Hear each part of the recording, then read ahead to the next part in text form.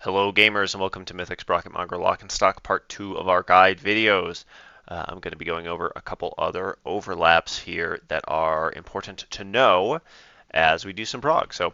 This video here is paused at the end of the first intermission. This is on the raid plan exactly where we are. The blue players are on the outer conveyor belt beyond the boss towards the exit of the room, or they're on the middle conveyor belt. The red players are on the outside conveyor belt towards the entrance from the relative boss position, right about at the lock gate. So that's where we are. And the first thing that's going to happen after the intermission just ends is that all the red players are just going to take one step off the conveyor belt. Right there. You can see they're all stacked up one step off the conveyor belt. They aren't out here towards the mid. They aren't on the far side of the boss. They're just one step off the conveyor belt, one diameter of their circle off the conveyor belt. The blue players are going to go this way, counterclockwise around the boss, and take a couple steps. That way, they're going to default to their blue side left of the boss, and the red players will eventually be able to shuffle in behind the boss and be on the right side. First thing that we get out of the intermission is a color swap. You can see this player has the same polarity. And here you can see we've defaulted to the exact same position we've been doing the whole time. Boss is just close to X. Blue player's left, red player's right. We're going to get another set of mines here, and this next set of mines has this configuration. This whole section from star to X is wire transferred out and electrified. We can't stand there. So we have one long, skinny rectangle to resolve our mine mechanics for. So we're going to have bombs at square and skull that ranged players need to get. One will be red and one will be blue. The tank also needs to be over there for the tank bomb. So we have three players of different colors, all trying to get in, relatively the same area at the same time. I think it makes sense for the blue player to hug the blue side and the red player to hug the red side as we go. Red player gets the right of way. Let's see if we can see. Okay, we've already got the ranged players assigned here. I don't know if this hunter is one of them or not, but like all the other sets where ranged have to go far to catch the first mine, as soon as you're assigned, you want to be booking it over there as fast as you possibly can. So our mines are coming out, then we're going to get drills afterwards. These drills we want to do pretty much in the same way that we've been doing before. So the next place we're going to be moving the boss after these drills is towards mid for this beam set, and then towards skull for our next main position.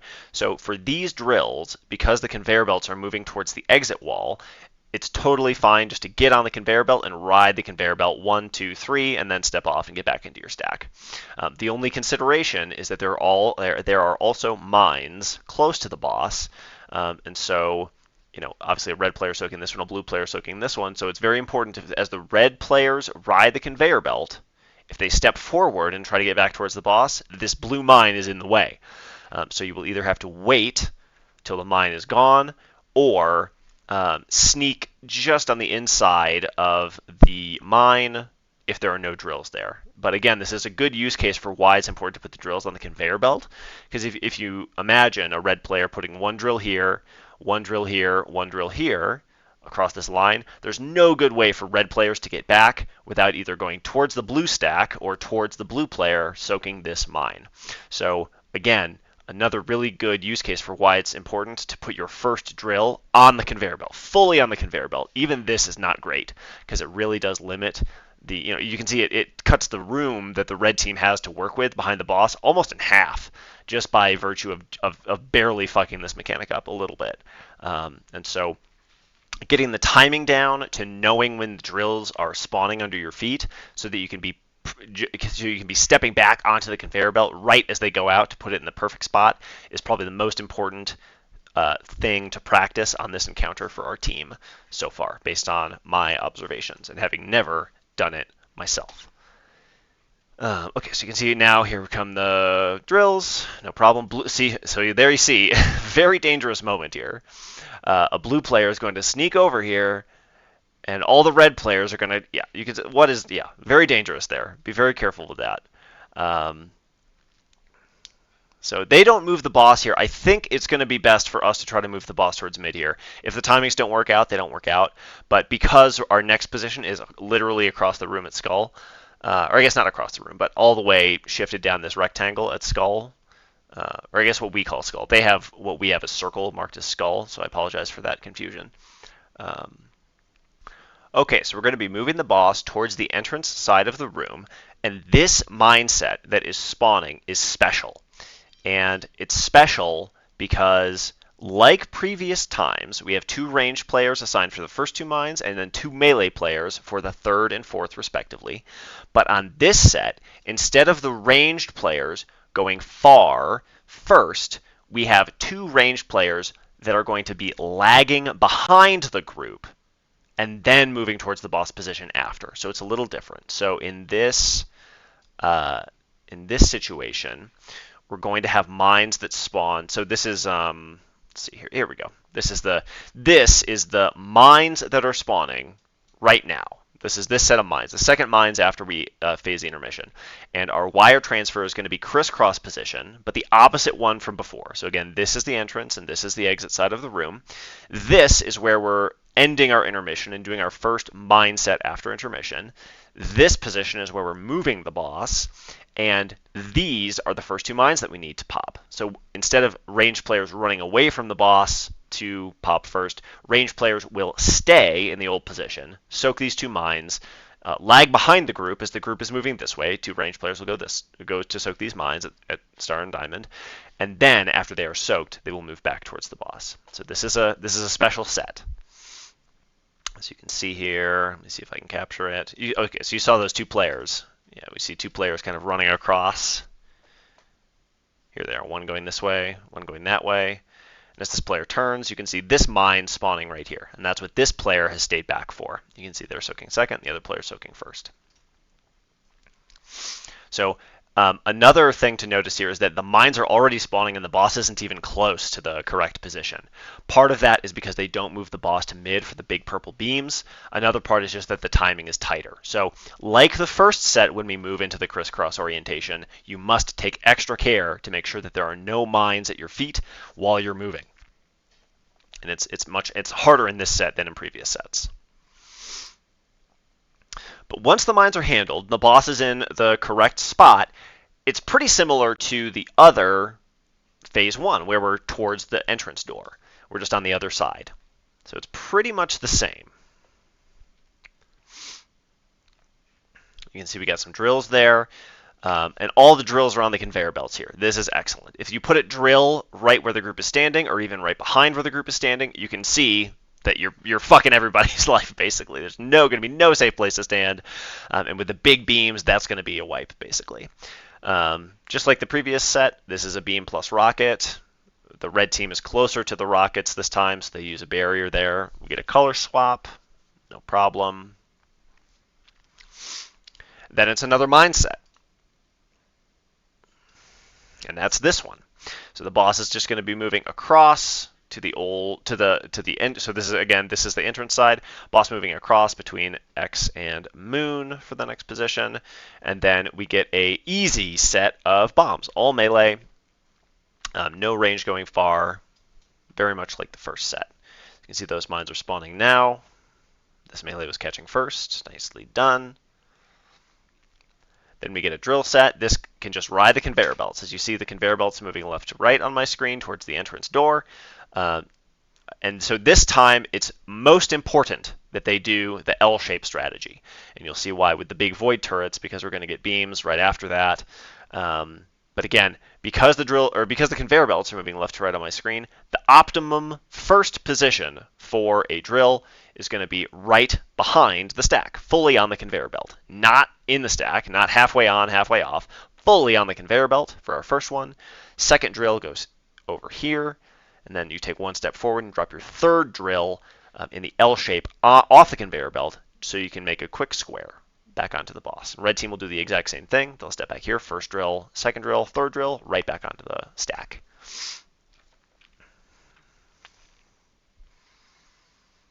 So again, this is everything. So this would be all of our spell wardings, all of our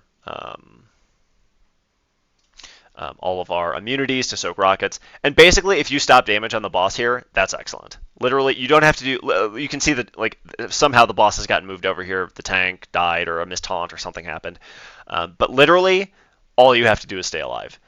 But it's very, very hard because the beams are fucking enormous. You're getting pulled. The whole thing is fucked. So you can see no red player here. All these red players are doing the correct thing. None of them are chasing the boss right now. All of them are just saying, okay, well, the boss got moved. Too bad. So sad. Rip my parse. I'm just going to stand here and live. And that is the correct decision. You always want to choose life. You can see the boss is just trying to get moved. And so here we're getting back into what looks like our intermission positions, and that's exactly correct. This is the exact same thing that we do for the first intermission with one modification. In this situation, blue team is the one that is gating, whereas in the first intermission, red team is the one that's gating. Like first intermission, you can see we get a color swap right beforehand. So this time, let's see what color we get here. But it's a very similar position. And so, okay, red team getting knocked here. Blue team is taking the gateway, and this time it is reflected on the axis of the room. So the first intermission, we are playing this image reflected. So it's so this being the exit side of the room, instead of the left side, we play on the right side. So red team is here in first intermission, blue team is here or here in first intermission. In second intermission, it's very similar, just reflected across this midline. So blue team playing near the gateway, they're gating this direction instead of this direction. So blue team gating this way, red team getting knocked anywhere in this area. If the boss is right here, anywhere in this direction is fine because the blue team's going to be gating and you're not going to be in danger.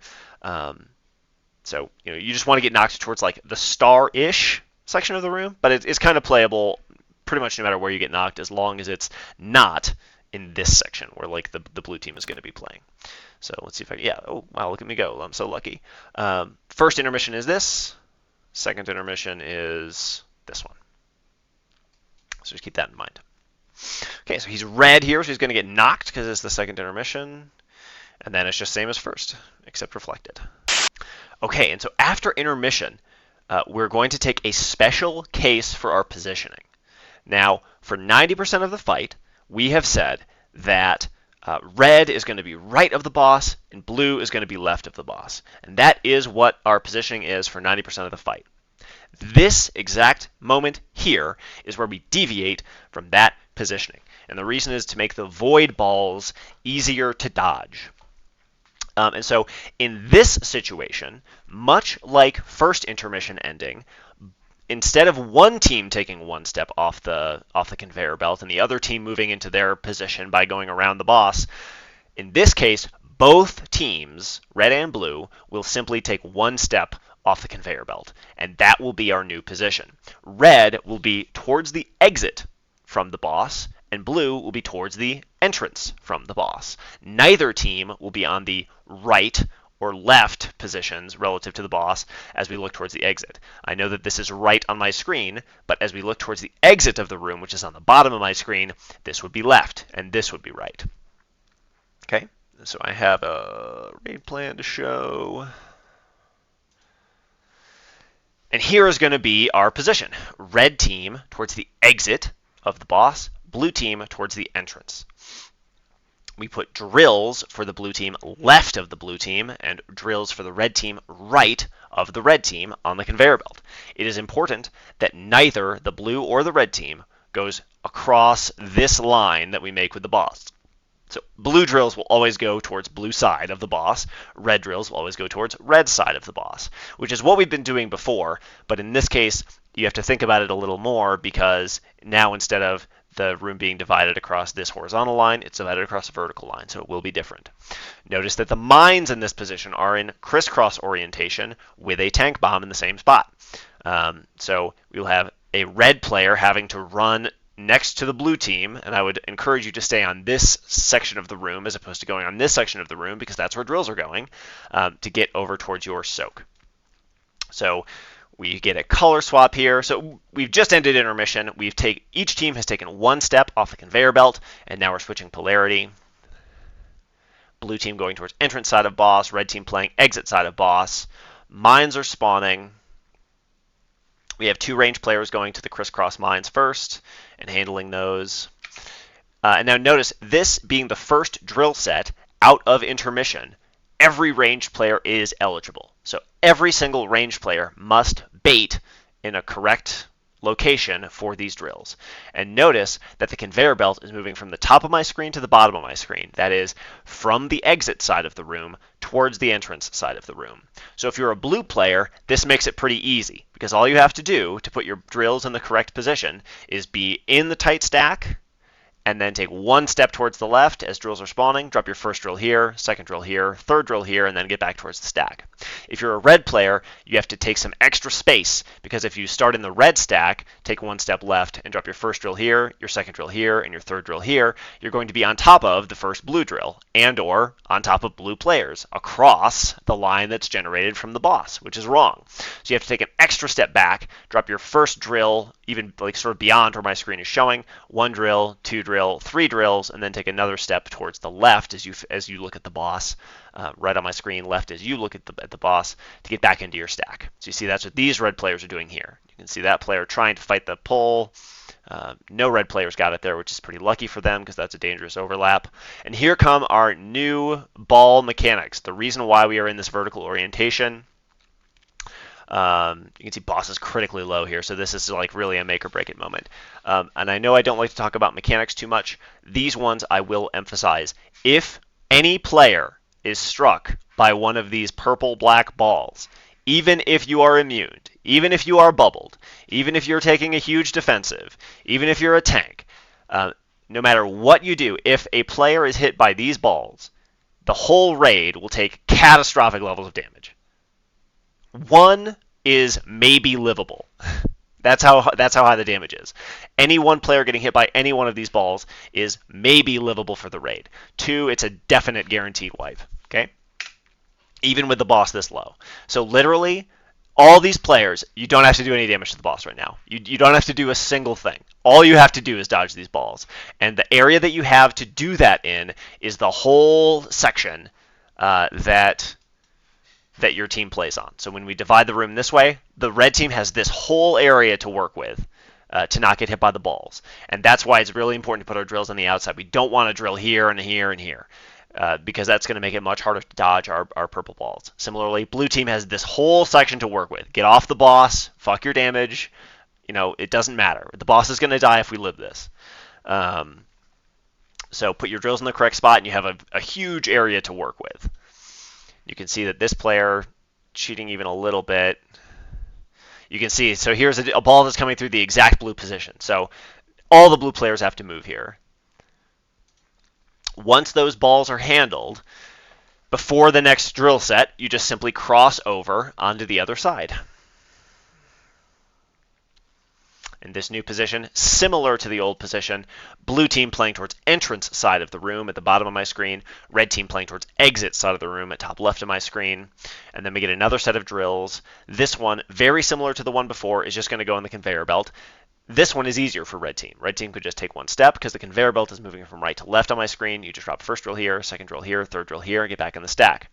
Blue team has to take some extra movement. And notice that there's a blue mine here. So you cannot run across this blue mine while you are trying to position yourself. You must skirt the inside of the mine, drop your first drill here, your second drill here, your third drill here, and step back onto the stack without going past the horizontal line generated by the boss. Boss is getting very low here, so they might skip some mechanics. But the next mechanic that happens, as you can see here, is the void balls with a pull. And the void balls are generated from these cannons. So this one is even worse. So it's very similar to the other set where we want drills on the conveyor belt, and then everybody can fuck off and just get off the boss and just live in your whole area. You have this whole area to dodge purple balls. Red has this whole area to dodge purple balls because those mines are going to be handled. And if you dodge the balls, the boss will die. And that is Mythic Sprocketmonger. Thank you for your time and attention.